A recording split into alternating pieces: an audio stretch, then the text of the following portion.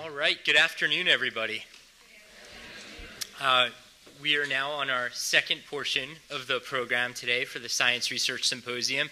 I'm David Buchwald. I'm an Associate Director for the Office of Undergraduate Admissions, and I'm really just here to get things started as a panel, moderate, if you will, but hopefully a lot of it will be directed from your questions, as your students are actually meeting with faculty now and current students, especially in their departments of interest over the next hour, with the chance to even visit some laboratories depending on department. We've found it in the past particularly helpful for you to connect with folks, some of our terrific faculty and administrators who would work very closely with your students should they matriculate and choose to come to Columbia and in particular study the sciences here. So without much further ado, I'd like to start with Professor Christy Blick, if you'd introduce yourselves, and then we'll go down the line and begin with some questions. Okay, so my name's Nick Christy Blick. That's a double-barreled name with lots of hyphens. I'm the token faculty member on the panel. And I'm an earth scientist, and the two other hats I wear, which is why I'm sitting here, is I'm also in charge of an undergraduate research program called the Robbie Scholars Program, which includes students from all scientific disciplines. There are about 40 right now in the program. And the third hat is that I'm the chair of Frontiers of Science, which is the core curriculum class in the sciences. It's a new class starting in 2004. And that happens twice a year, so I'm going to also come from that perspective. Anyway, Nick Christy Blick. Thank you. Hello, everybody, and welcome to Columbia. My name is Niamh O'Brien, and I'm the Director of Undergraduate Career Development. And I'll later talk about all the services and resources, but essentially we work with students from the second they get here to help them identify where their interests are, to connect them with opportunities and with people in the field, and to really bring them or help them to make informed decisions and reach fulfillment in their careers. And we also work with them as alumni. What Niamh didn't mention is she's from the Center for Career Education. Oh. My name is Andrew Pla. I'm a Senior Assistant Dean at the Center for Student Advising. The center, just so you know, is located on the fourth floor of this building. The way the center works, every student is assigned an advisor in the Center for Student Advising who hopefully will work with them through all 4 years. So one of the things that every student has is the resource of using our office from the beginning, even before they arrive and throughout the time here. Good afternoon, everybody, and welcome to Columbia. My name is Michael Pippinger, and I'm the Associate Dean of Fellowship Programs and Study Abroad. Our office has a dual role in that we help students with all aspects of applying for national and international scholarships, both for while they're here and after graduation. And then we also work with students and help them prepare to study abroad. So we do the study abroad advising that your daughters and sons might need as they prepare to go study abroad. We can talk more about what it's like to be a scientist or a mathematician or an engineer studying abroad in a little bit. So while you think of some questions that you may have, I have a few I jotted down in advance to kind of help get the discussion going, but I'll actually start with Professor Christy Blick, if I may.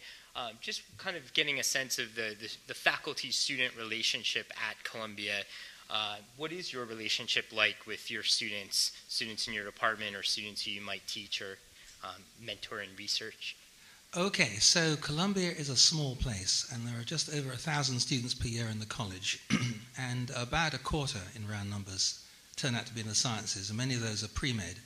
And so if you think about 250 students a year, there are a lot of faculty with whom those students can interact. So the thing that Columbia can offer is a lot of one-on-one attention to any student who sees fit to go and find that attention. In the days when I was an undergraduate, which was a few years ago, the model was that you take classes and then you get your bachelor's degree, and at some point you might go on to a PhD. The modern model, certainly the Columbia model, is that we try and get students involved in real science. And so there are opportunities for any student who wishes to grab it to get involved in research labs. Every department has its own particular style of doing things. And so part of the relationship with students is not only in small classes, it's also in those one-on-one situations where they're involved in a research operation. And they can start that as early as their first summer for very keen students. I mean, it's not something that anybody is obliged to do, but there's an opportunity there. So in terms of our relationship with the students, it's in those two places. One is in terms of the classes, but typically small classes, once you get beyond basic chemistry or calculus. And secondly, it's in this sort of situation where the students are actually a part of the research operation. Thank you. Niamh, actually, if I may ask you a question as well, maybe we'll just kind of go down the panel this way as a way to get started.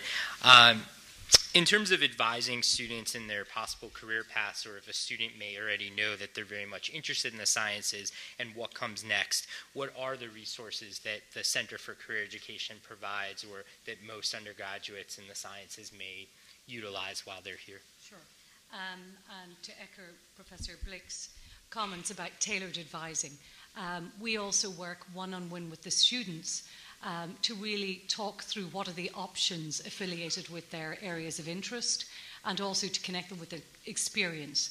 So there's very strong research opportunities here on campus, but also we have a science, technology, engineering internship program. We also work with employers at all the national labs. We work with employers in industry, so we have internships and full-time opportunities in the pharma and biomedical industry, in all of the health sciences, in major institutes like Howard Hughes, and it goes on and on. I have lists here of things that we do. We also have domestic and international internships. We have some science internships internationally, and through that each student gets an alumni mentor, they get housing, and they get an opportunity to also have that cultural immersion, as well as this science research opportunity as well. So we work, as I said, counseling the students. We have many networking opportunities. We have a very active alumni base, and one of the benefits of being in New York City, many of our alumni stay around and stay connected. So we have many events and programs to connect students with people in the field. So while they're here, they're also talking to people about what a day in the life looks like for a scientist in these different organizations, and also about how to get in there. So in a nutshell, it's counseling one-on-one, it's major programs, career fairs, our own dedicated STEP internship program, and also alumni and professional networking opportunities for the students. Thank you. Yes? Thank you, Niamh. No, I think that's very helpful.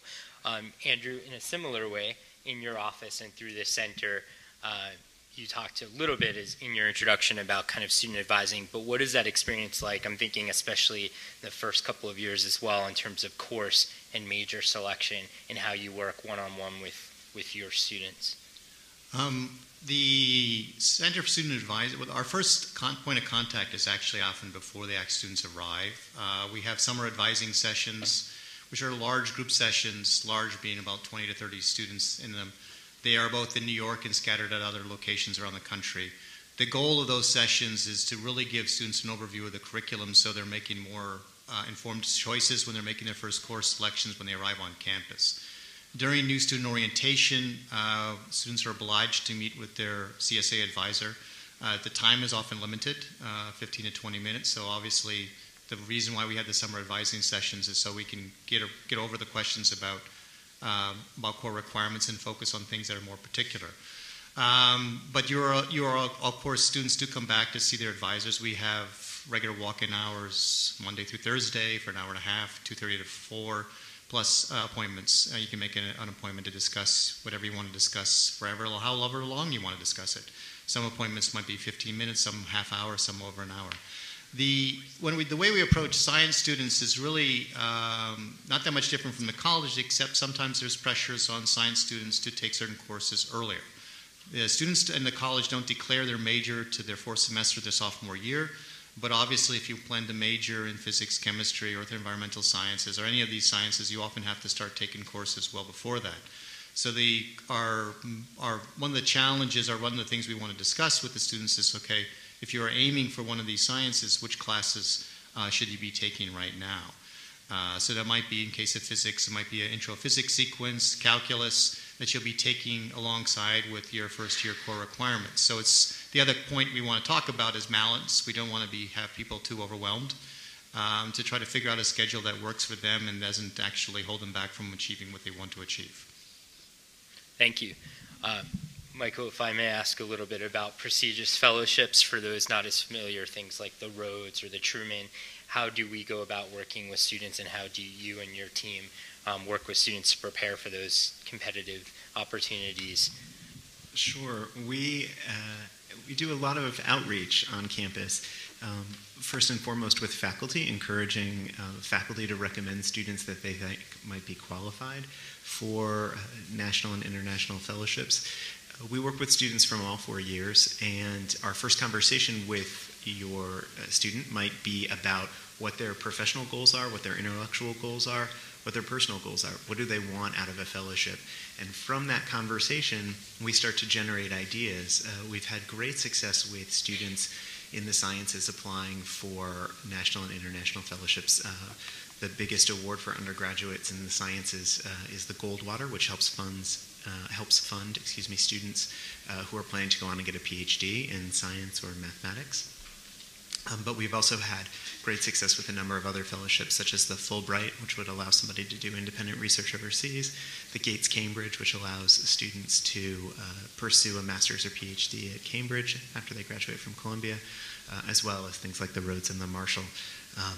What we do is we educate students about how to apply, and also about how to know themselves and what their intellectual interests are and what they want to do, in this case in the sciences, so that they can craft the best application possible. And we help them with all aspects of that, from working on research proposals, working with them on personal statements, on interview skills if we need to, and we work with them as much or as little as we want. But we do that in conjunction with administrators around campus as well as faculty.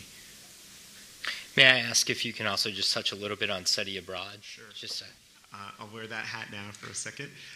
What we do is, one of the reasons that Columbia has paired fellowships and study abroad in the same office is because there's a tremendous amount of overlap. Students who often study abroad come back from that experience and want to apply for a fellowship that might allow them to get back to that country in question, or to go somewhere else, or to study here in the States.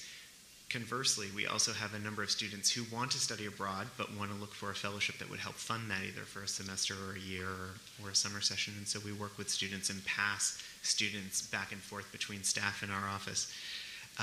About 25% of any given Columbia class studies abroad. The number for science majors is pretty small, and we would like to see that number larger, quite frankly. Last year we had about 20 to 25 students, so it's a pretty small subset. Now, part of that is because of what Andrew mentioned earlier, that for science majors, oftentimes they need to be thinking about a sequence of courses, and that may make it more challenging, not impossible, because we have a lot of successful students who study all over the world on study abroad who are in the sciences and mathematics. But most students study during their junior year. Usually it's in the spring of their junior year, but we also have students who study abroad in the fall, as well as in the fall of their senior year. So we work with students to make sure, in conjunction again with advising staff and with faculty, to make sure that any student who wants to go abroad, we can give them the tools so that they can study abroad. And for many of them, it's a really life-changing experience, which we can talk more about in the question and answer. one of the things that's come up more and more, I think, for Columbia students as well, is that they might study abroad in what you might think of as the non-traditional semester, either over the summer or in conjunction with an internship, or actually I was thinking curricularly, for example, Professor Christy Blick, you often teach your class where you take everybody to Death Valley, if I understand correctly. Is that right? Oh, yes, we do some wild things in Earth and Environmental Sciences. Part of the trick in terms of the study abroad is to manage the curriculum. And so in addition to the advising deans, which we've heard about, we encourage students who come anywhere near us to talk to what's called the Director of Undergraduate Studies in a department, and I'm one of them.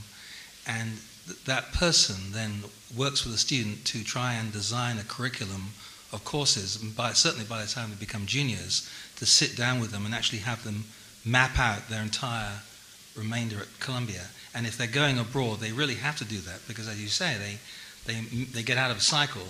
So we have to have some way of very, very cunningly integrating whatever they're doing in with the curriculum so that they don't miss anything. And it's entirely doable, but it all comes down to planning. We run wild courses outside Columbia campus, and I take students out in the desert in the spring break. And we manage that simply by having it, the actual trip over spring break. So there are ways of doing it, but we do send students to weird places. And I would just add to that, to something you said, David, which is that Columbia is working very hard to continue to develop new kinds of study abroad programs that are what we would consider non-traditional, that would be during the summer for shorter periods of time, that do allow scientists to tap into both scientific interests as well as other interests. We can talk about some of those as well, but it's one of the really exciting things about working at Columbia right now, at least with regard to study abroad, is that we are looking for those kinds of innovative ways to make a student's undergraduate liberal arts education a more global one. Transitioning just a little bit from what you were saying, Michael, and from Professor Krzyblak, I think there's no shortage of ambition among Columbia students in terms of their goals individually. And so I think, it becomes more and more of a challenge as they want to fit more and more into their 4 years. And I always talk about within context that there's a lot of room for everything. It's just that a lot of our students want to do many different things, this idea of more than one major or wanting to fit in lots and lots of electives. And so things can be done, but at a certain point, we really want you to graduate in 4 years. So for a student, there are certain trade-offs or a lot of planning that's involved. And speaking of that, kind of transitioning a little bit, Professor Krzyblak, as a student, how do students go about finding, especially for the sciences, I imagine this is very important to you, but finding and pursuing research opportunities and just a sense of what's available? Okay, so that's the common question, and the simple answer is networking. What you do if you're a student is that you're in classes. So the class immediately means that you have contact with a particular member of the faculty. And there may be a teaching assistant or several teaching assistants in the class, so they're also contacts. If you have some inkling of what you're interested in, you can show up in the department and you can talk to the DUS. Or you can go to seminars in the department, or you can just corner other undergraduates who are sophomores or juniors who've had experiences, or you can corner graduate students, or you can go on the web and you can Google all the faculty members in a certain discipline and find out what they're doing in a way that you couldn't when I was an undergraduate. So there are lots of avenues, and what you do is you simply pursue them, and you don't get put off because somebody doesn't answer the email or it doesn't have an opportunity for you. You keep pursuing them, and the reality is that if you are a bright-eyed, bushy-tailed young student, and most of the Columbia students are, then you will find opportunities, and networking is the way you do it. And all the students I've ever worked with, they've seemed to find their way, seem to find a pathway. It isn't an issue, and when the faculty-student ratio is as favorable as it is, and bearing in mind that there are lots of other people besides faculty, in my institution there are 200 PhDs in earth science, and it's not just faculty, so there are lots of opportunities to find activities they can get involved in. And I believe some students even do research for all 4 years while they're here, right? Yeah, we like to get them in. We like to get the best students picked early. So one of the roles of the thing I do in the spring with first-year students is to try and identify students who look like they're really good, and we try and get them.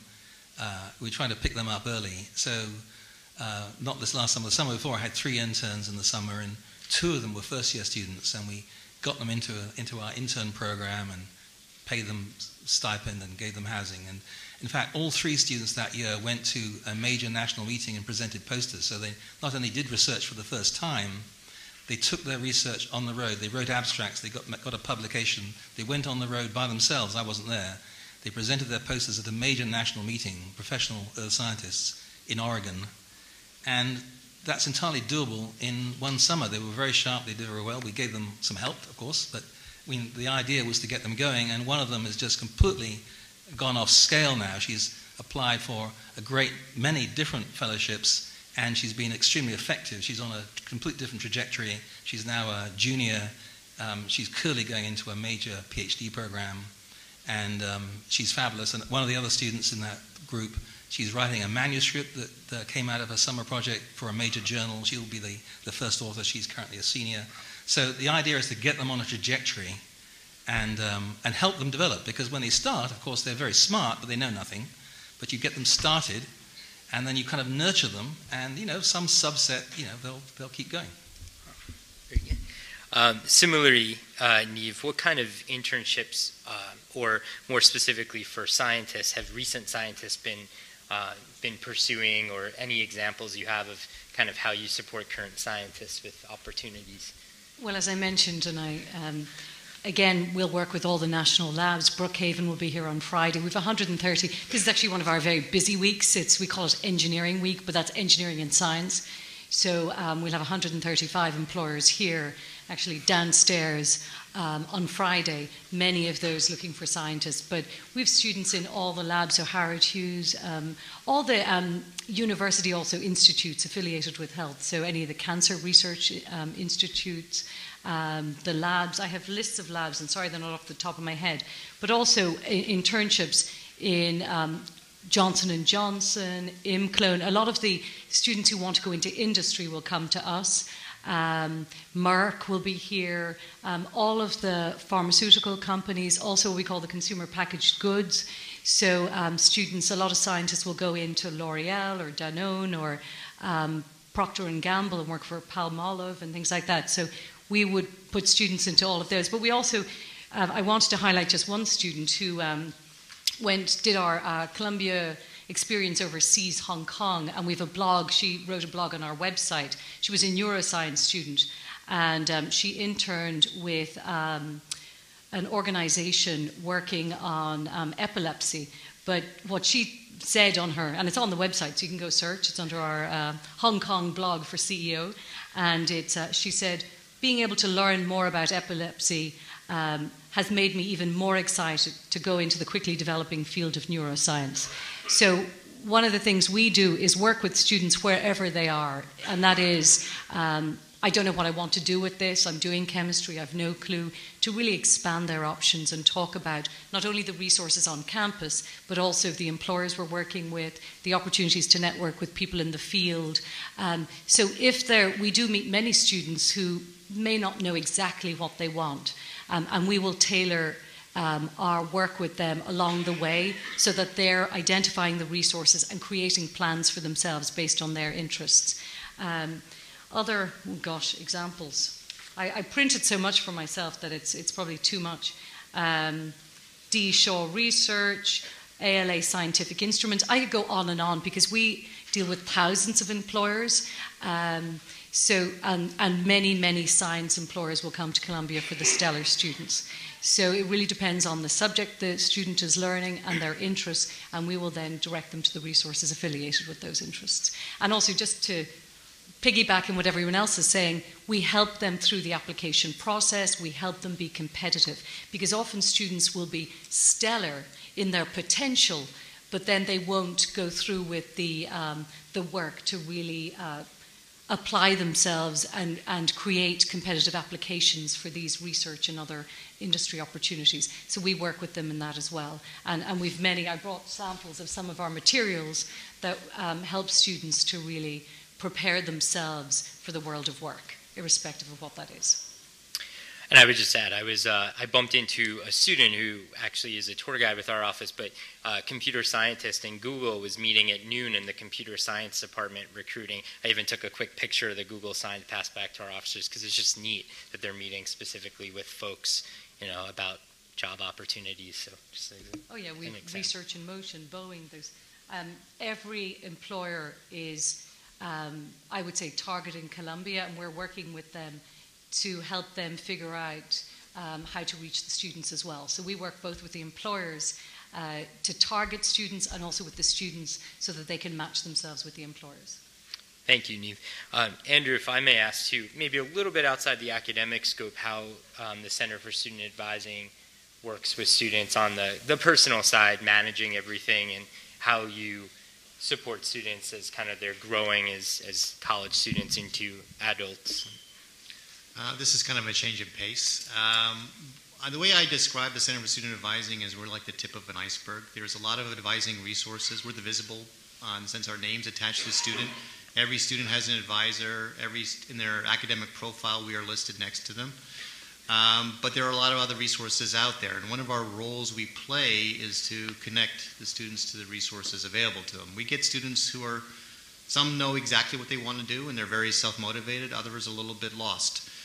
Some of the advice might be, how do you make a connection with a faculty member in order to find out about a research opportunity? So one of the things we might encourage them is to not use email, actually show up to the office hours. Face-to-face contact is always better. It's a lot easier to have a long conversation that way than you can do over email over weeks. But some of the students we deal with are also dealing with other issues. That could be medical, it could be psychological, could be other things like just dealing with the transition of moving from high school to college. So part of our role is also to connect them to the resources that are available. Counseling and psychological services are in this building.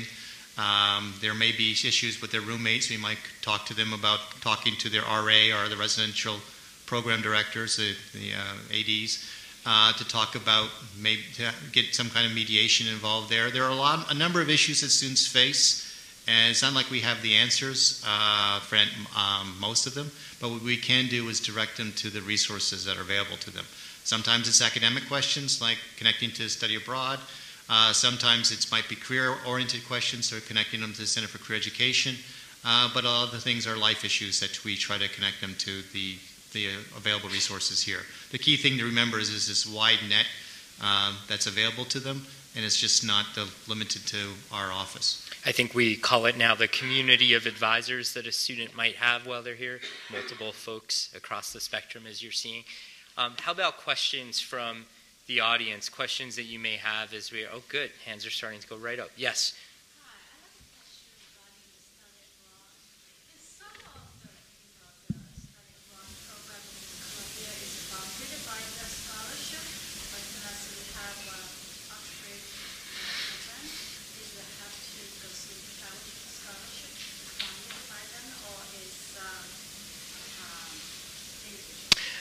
I'll repeat back the questions that everybody asked so that we all hear and we understand. If I understand correctly, your question was about study abroad opportunities and about how they're funded. Are they funded? I think you had a specific example about a program that we have with Oxbridge. We have lots of programs, but that happens to be, I think, a pretty popular one. So, Sure. I'll take that in two parts. With regard to the Oxbridge program, one of the largest study abroad programs that Columbia students take advantage of is our special relationship that we have with both Oxford and Cambridge. We have set up over the years a number of agreements with different colleges at both universities, which allows our students to directly enroll for the year. And as a result, it's a very competitive program because we have many students who want to go study at one of those two schools. With regard to study abroad and how students pay for it, whether it's that Oxbridge program or a program provided by another university, students pay the same tuition they would pay here at Columbia. So their financial aid is portable during the school year. It's exactly the same as if they were here on campus. That's because they're getting Columbia credits at the end of that process. And so there's no difference in what happens with the tuition overseas and here.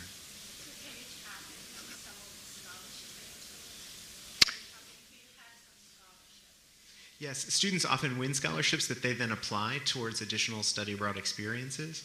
So for instance, we've had a number of winners over the years win a grant called the NSEP Boren Grant, and that's sponsored by the U.S. government, and it allows people intensive language study during the summer or during a semester-long program.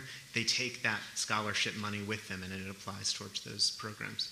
There are a couple of things that financial aid does that include a work exemption portion of your financial aid package so that you can apply for additional grant money, for example, for a non-paid internship or research opportunity as well as for study abroad. So little things that do help. Some departments have some, I believe, prizes or grants also for summer study depending on the department. Some of those are in the sciences, some in other departments, but that also can help offset some costs. But again, as Michael was saying, that it would never cost more for your student to go abroad than it would be to be here for a semester. And we want that opportunity, should that be of interest to your student, to be available for every single undergraduate here.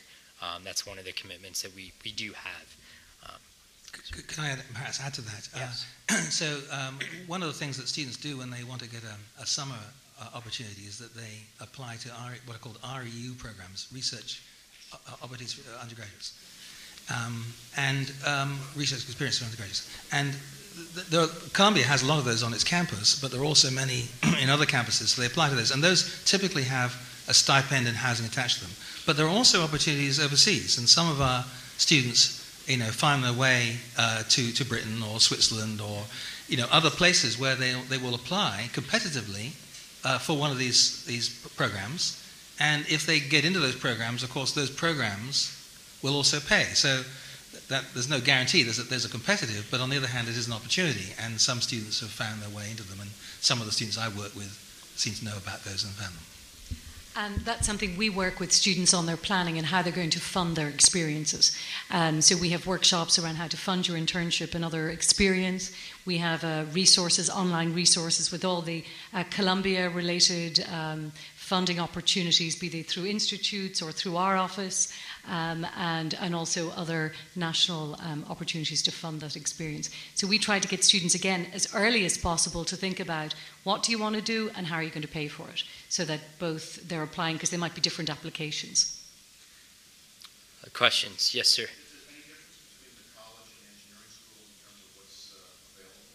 Is there any difference between the college and the engineering school in terms of what's available? On the whole, it's very similar in terms of how advising support may work. I think there's differences in the curriculum that can make, I think, study abroad in the case of going abroad, I think, a bit more challenging.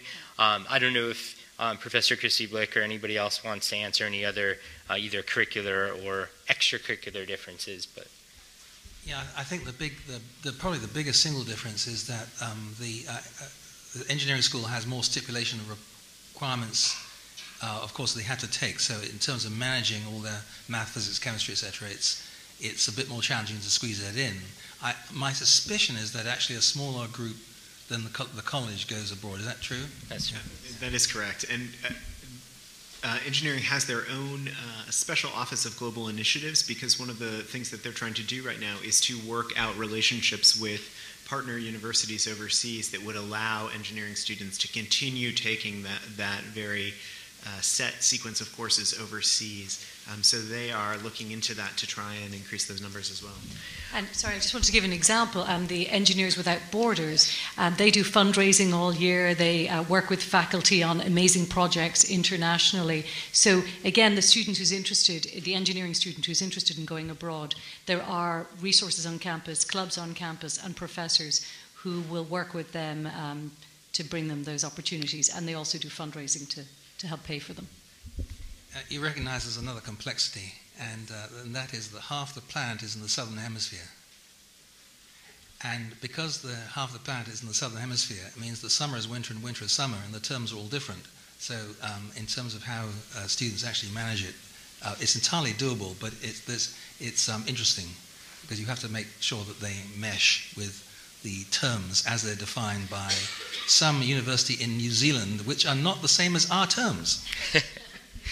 And I would just add, actually, if for folks who either, the engineering school supports undergraduate engineering students, and then the pure sciences rooted in the college, those two schools are very much integrated in terms of the undergraduate student experience, where students live and where they are. And even some of the clubs, like Neve mentioned, Engineers Without Borders, you can be a scientist involved in that organization. Scientists and Engineers for a Better Society is a very popular undergraduate group, and they do work together. There are also a lot of other specific science-based undergraduate groups outside of the formal academic experience, undergraduate science journals, just a lot of additional opportunities for students to support their interests, to publish, promote, showcase their research, and such. Other questions? I have two questions. One, I was curious how many students each advisor is assigned, and also about the core curriculum science course that you spoke about, Professor, in the first year.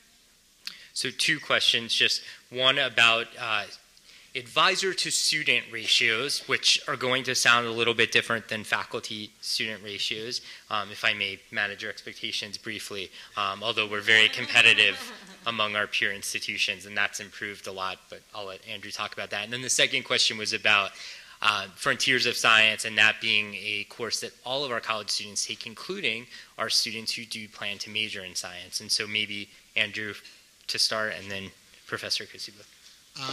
Our ratios are in flux because we haven't hired our full staff.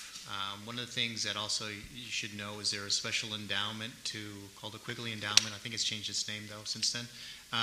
That is to one of the goals was to improve the advising. One of the things that led to is the construction of the fourth floor center, but also to hire more staff. So we haven't reached full capacity.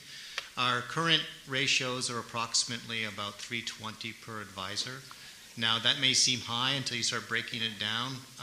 If you think about 80 students, 60 to 80 first-year students coming in would be meeting with one advisor. You'll find that the needs of students vary, especially also vary by year. I would see often when I see a first-year student, I might see that student very frequently. Then they get more comfortable in terms of their major. They choose their major. They reach out to their faculty advisor. Then I might see them very periodically. And so the advising relationship will vary depending on the needs of the student. Some I see on a weekly basis, some I see once a semester or once a year, depends on what their needs are. And the ones I don't see doesn't mean they're having any kind of trouble. Often they're sailing along doing everything. They're making all the connections they want to make. They're with career education, they're going to Michael about fellowship, or they're connecting with their faculty. It will vary that way. Okay, what in particular do you want to hear about Frontiers of Science?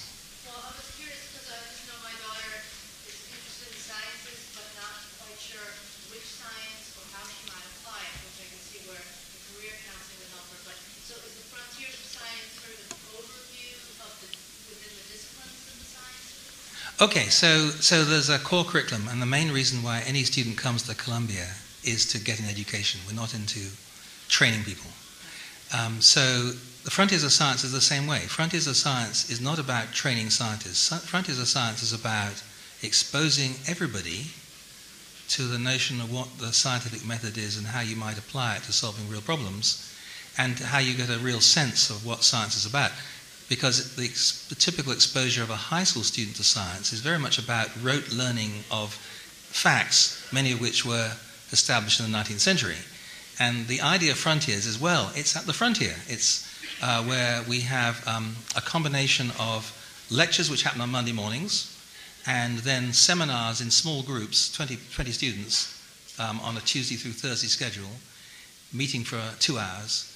And there are 4 themes in a term, and the themes are chosen to intersect with the interests of students, but they are chosen also to illustrate how science functions, and they're typically topics which are not dealt with in high school science. So this term we started off with the brain, so basic neuroscience. We're in the middle of astronomy now.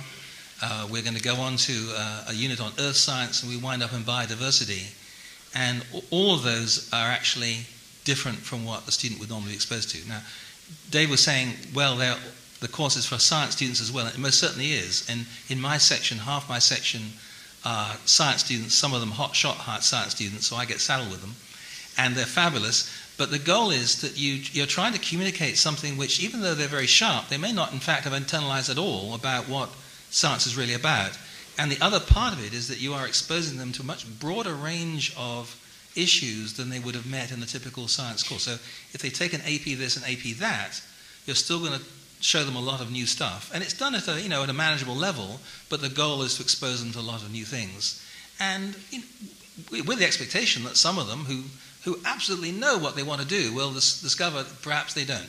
I started off as a physics major, and I wound up in earth science. I remember we had a very smart young lady a few years back who told me when she first arrived that she was definitely going to go into physics. I thought, this is great.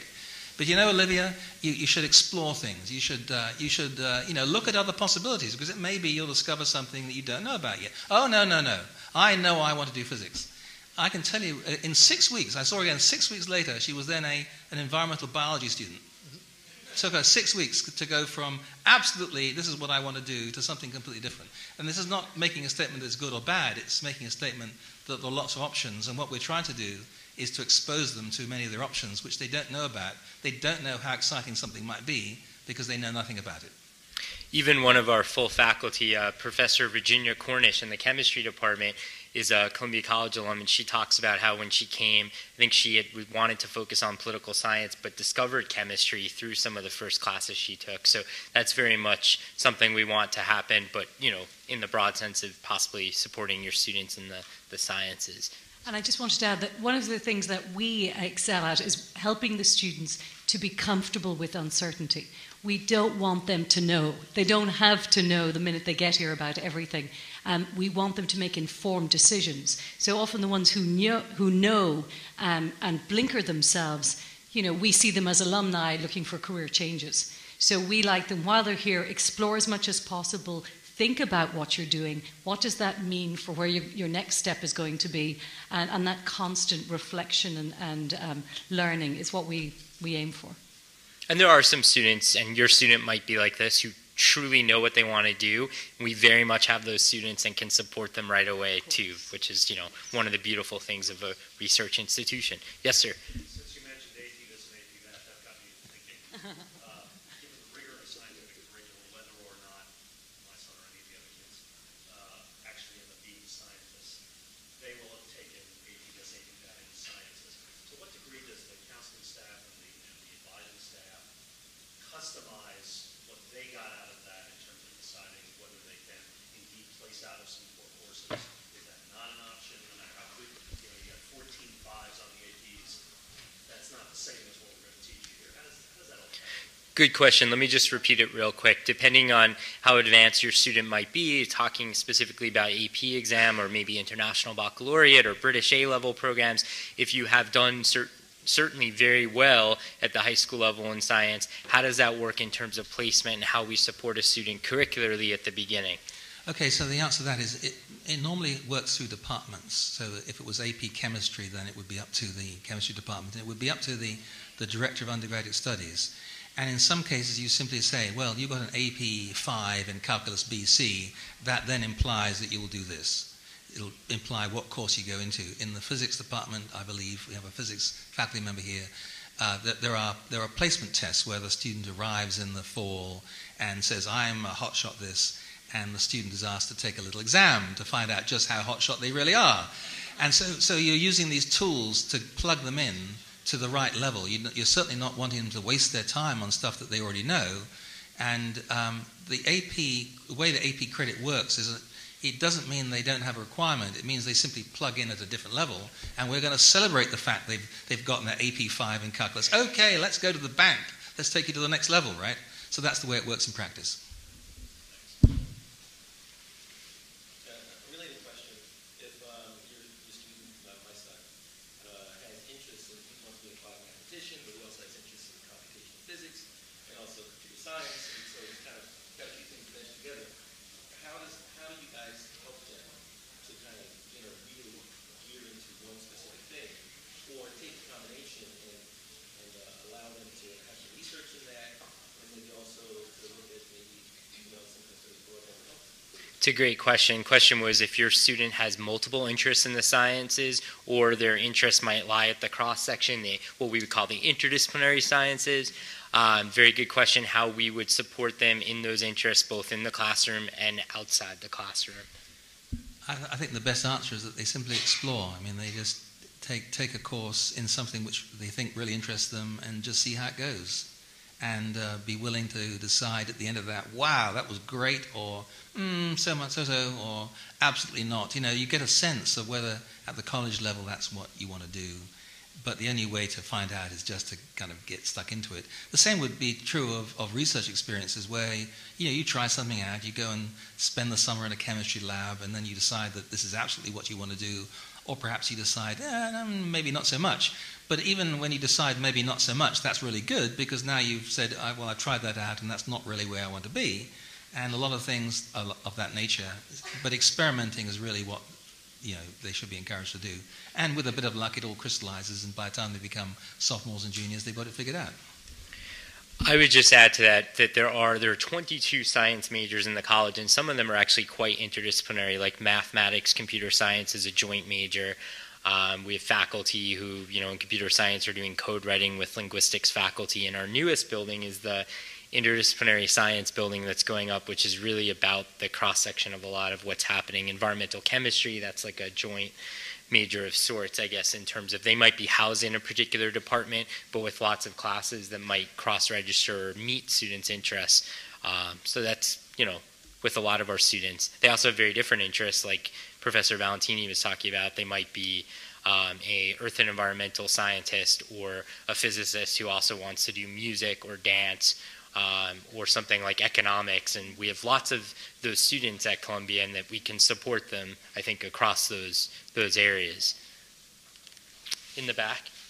How is teaching load spread across the faculty, so an undergraduate might have a broadest exposure as possible to the faculty in classes? Question was about teaching load and how teaching load is supported across the faculty and sense of kind of students in classes, maybe class size, if that's also something you were asking about. Yeah, I'm not sure I quite understand the question. You're talking about the faculty responsibility or that you just mean...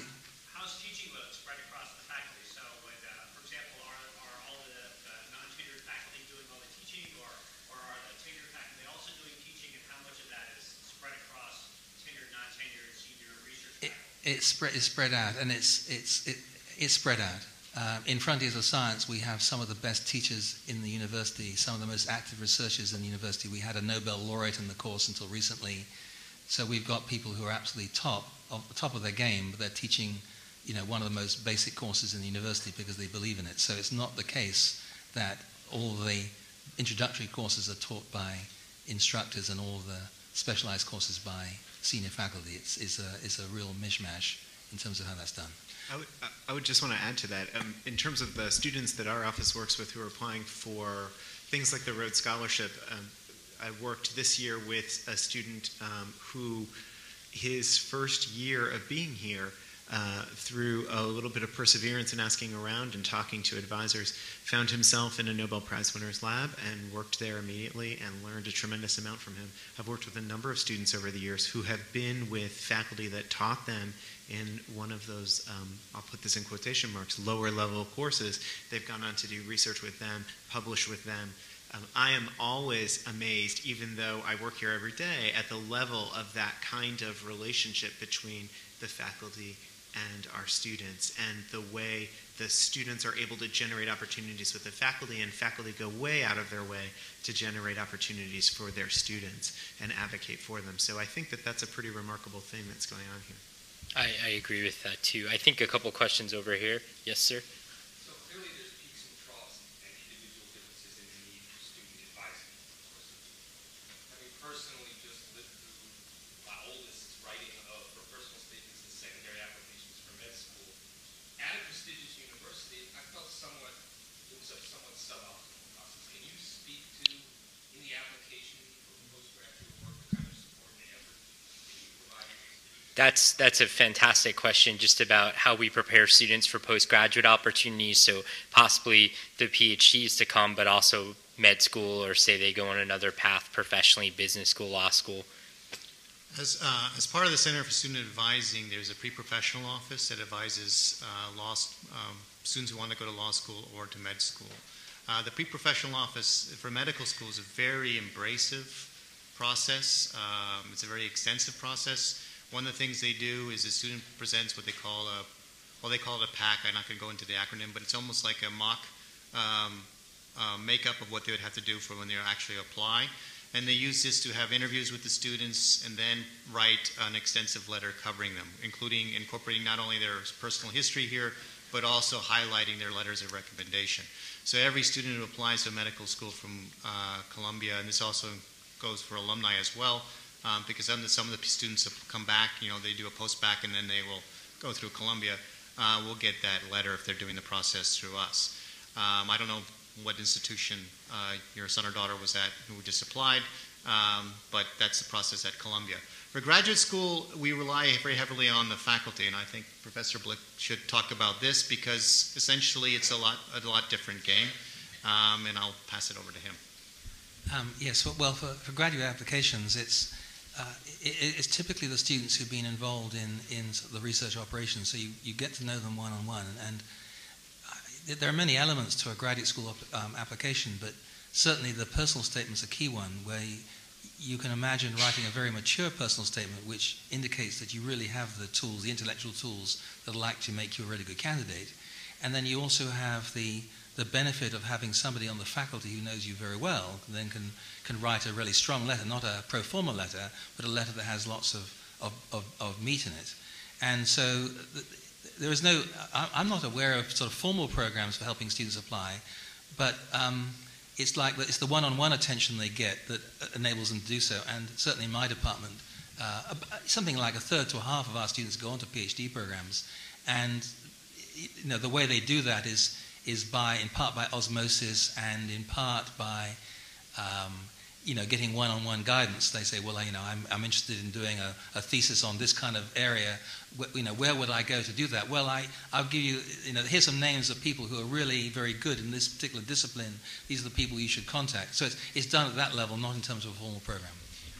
And I would say, and then I'll turn to Michael, because we all touch on this. So in our office, we have a graduate school series, and really where we work with students is really helping them to evaluate their decision to go to graduate school.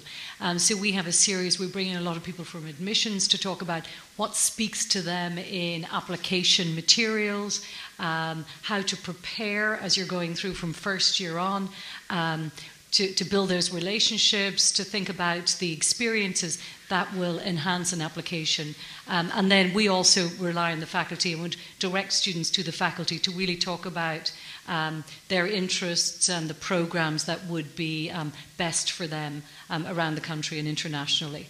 And our program, we also talk about funding opportunities, but we do that in partnership with the Fellowships Office. And I'll hand it over to Michael. Well, I would just add, we have a number of students who are applying for fellowships that would fund medical school or a PhD in the sciences. So every year we have a number of winners who win National Science Foundation grants.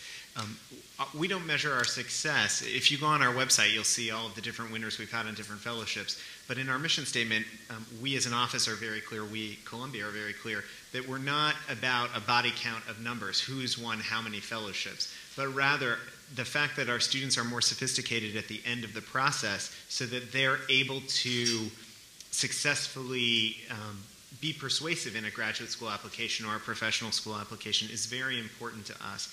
And to that end, when we're advising someone about a fellowship opportunity, we're also giving them the skills to know how to ask for that letter of recommendation, to know what fellowship might be most appropriate for what graduate program. Have you talked to the faculty at that school? Have you done the publishing that you need to be successful?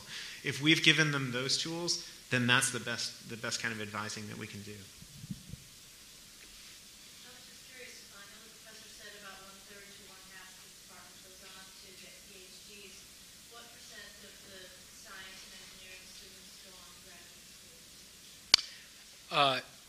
Sure. Again, nothing's mandatory at Columbia. So we have a graduating student survey about, well, this year it's up, but and I don't have the results right now for this year because it's still ongoing, but generally about 30% of the graduating class go on to graduate school. And they would be a lot of the premier schools around the country. And that's right away, so more probably. Yes, and then, yeah, we also, because again, we work with alumni, so students may work for 2 to 3 years and then say, want to talk to you about, I really want to go back to grad school, can you help me with this decision? Sir. Yeah, what percentage go to medical school? What percentage go to medical school? I can answer a couple if you want. Okay. Yeah, do you feel, yeah, sure, just from presentations with your office, we're pretty in tune.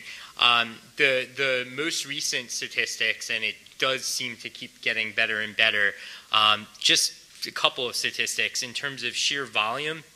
You're talking about a couple of hundred students, I believe, but that includes a couple of students who might be recent alums. They did Teach for America before applying to medical school, who I think successfully go on per class to medical school. But a good portion of those students actually go on for what are PhD, MD programs, joint programs. And so our acceptance rates for U.S. medical schools tends to be edging towards that 90%. And one of the things that they ask us to contextualize is that we do not limit where students apply, and our students can really apply and we support them wherever they do. So that can further contextualize why that figure is not even necessarily higher per se. It's pretty good, and we're the #1 feeder school for a lot of very prestigious places, including Columbia Medical Center and their first-year medical school class. The MD-PhD rate is as high as, I believe, 91%, if I remember correctly, and that's something like we're talking a few dozen students, too, from that rate. So it's not an insignificant number in terms of your students and how that relates particularly to the sciences. Is that helpful, sir? So the right way to think about this is not so much in what Columbia does, because we are really reflecting the quality of the students who come to Columbia. It really becomes, what an individual student is able to do. They certainly have all of the support they need in order to do it, but ultimately it comes down to what the student, him or herself, is able to do. A few more questions. I see a gentleman in the very back.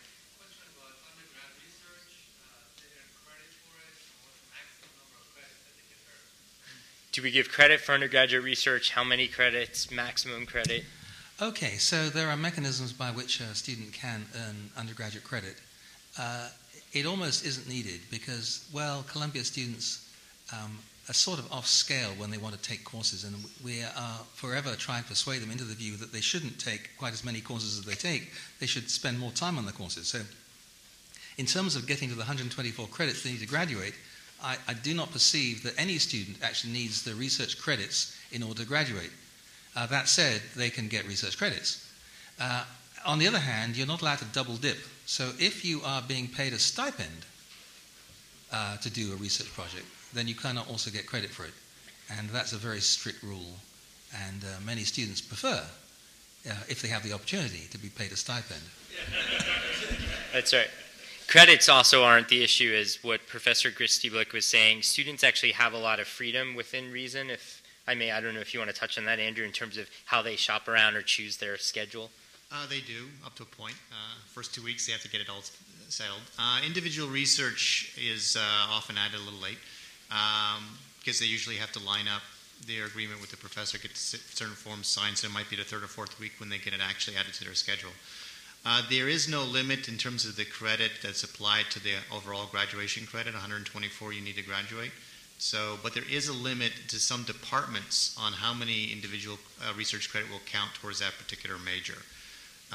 For example, psychology has a limit. I'm not sure about earth and environmental science, but there's no limit. Again, so you'll have students who do excess research than they need for their major, but they want to do it, so they do it, and they get their credit that will count towards their overall degree, and it will be on their transcript.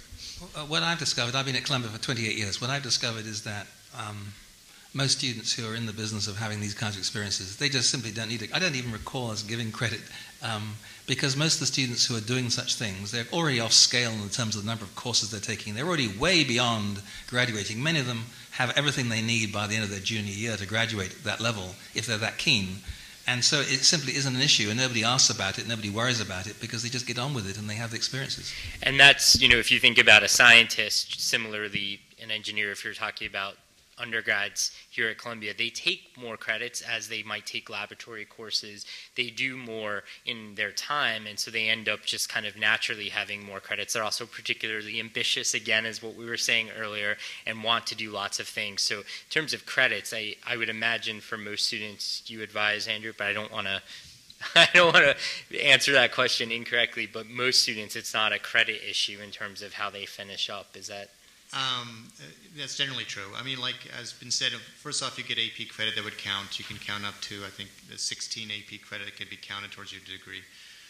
Students generally, the average of what you have to take here, if you average it out with no AP credit, is 15 and a half a semester. But they're allowed to roll up to 22, and we have a number of students who do enroll up to 22. So there are often, as Professor Blick has already pointed out, a number of students who have an excess of credit by the time they reach their end of their junior year. And so a lot of this is just more to be added to their transcript. We have time for just a couple last questions, if we may. Yes? Yes, two questions. One is, what's the percentage for the freshmen involved in the research lab? So the question was the percentage of freshmen involved in a research lab. Let me just quickly because I don't know if anybody has a figure like that off the top of our heads. We encourage and allow our students to really go for things right away, whether it's an internship or research opportunities, but I don't actually know if any of our offices formally track other than what you might know anecdotally in your department. There are some programs that some students at time of admission have the opportunity to do research for all 4 years for sure. It's a guarantee of sorts, and for some of those students, they hit the ground running and can do research right away. But most of our scientists, it's really, I guess, up to them and how they network is. Yeah, the problem is if you're a first-year student, you don't yet know very much, so you're obviously less competitive than, say, a junior or senior, and so it's not quite so easy that you have more experience of getting in there. And on the other hand, I found that the students who are really keen, well, they seem to find their way. So trying to come up with a percentage may not be a terribly useful figure, because then it's saying, well, these students don't have opportunities. But I know for a fact that students who really are very able then do. The Robbie program that I run is designed to give students who are hand-picked admission. They don't even know about it when they apply. We just pick them and say, we're going to give you the scholarship, and that gives them the opportunity, beginning in their first summer, to do research. And in fact, a small subset will actually do research before they even arrive at Columbia. It's normally a couple of those students per year, and some of those will also do research in that first academic year, though we don't push them to do that. So there's a whole range of possibilities here, and there's no requirement. I mean, some students in our department do a senior thesis and do a project in the end of their junior year, and that's fine too. It's not like they're being forced into doing something. It's simply a matter of whether the opportunities exist, and the opportunities exist depending on how interested or how keen a particular student is. So a typical scientist who wants to do research right away is likely to probably be able to make those connections and have those opportunities. Well, no, usually once they start. I mean, before they come in would be hard, because most students aren't coming from right around here to have that opportunity. That happens to be a particular example. But the idea is, as a first-year student, if you wanted to get involved in research, the opportunities are available for you. It's up to you to show a little bit of initiative, but with the same initiative a lot of students take to get into a place like Columbia, that opportunity often will be self-initiated and often quite successful. Question over here? Congratulations, because we're all parents of very bright children. And I myself have been very driven, myopic, with the blinders on, going to med school. Yeah. I'm seeing this faculty, and I'm hoping, and I'm very hopeful that you can broaden his horizon. But as Mr. Platt, when you're speaking, there are some kids you never see because they don't know what they want to do when they're up in time. Don't discount the fact that they may be some of the ones that need it most to kind of direct them to, why don't you take off your blinders and look at the rest of the world? It's great that you say that, because what we do, the first thing when someone says, this is what I want, that's it, we'll say, fabulous. And what do you know about that field? And who have you spoken to in that field? And have you any experience in that field? And we'll try to get them to engage a little bit more. And then if they still absolutely want, fabulous. But we will usually just question that. And we all communicate with the students. So, a student can blinker themselves, but there's many connections. So you can encourage your student, just reach out and have a chat about your med school options with the med school advisor or something like that. And those questions will be asked.